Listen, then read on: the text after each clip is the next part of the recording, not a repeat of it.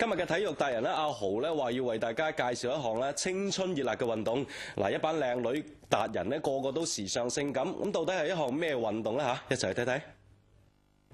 各位觀眾朋友，又到咗我哋體育達人嘅時間啦！嗱，平時體育達人咧，我就會着翻相應運動嘅服裝，不過今日真係冇辦法，只可以揀一套差唔多嘅服裝，因為今日我哋要介紹嘅呢個運動咧十分健康，但係同樣咧亦都以女性為主比較多，就係我哋嘅肚皮舞啦。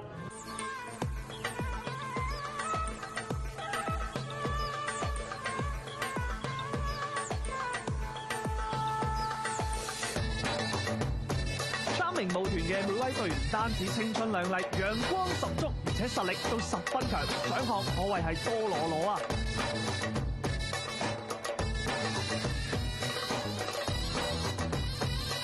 欣賞完肚皮舞，記者已經有啲蠢蠢欲動啦。跳肚皮舞嘅男仔多唔多先？而家現時就唔係好多嘅，北京同埋上海咧就比較多啲。咁石岐街多唔多先？石岐街都比較少。咁我咪有幸，如果你教我嘅話，我咪可以成為首批石岐街嘅肚皮舞男仔達人。都係㗎。試下嚟。好。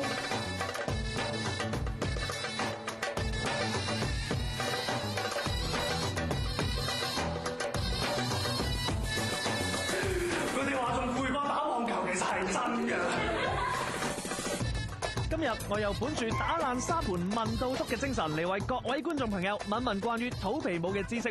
其實肚皮舞咧係嚟自19世紀末嘅，佢係嚟自埃及嗰邊。但係真正嘅肚皮舞咧，佢要心靈合一。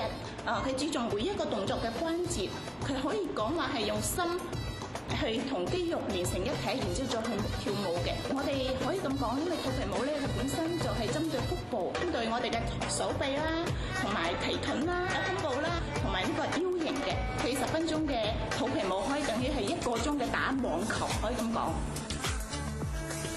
本台記者梁毅豪、冼佩光報導。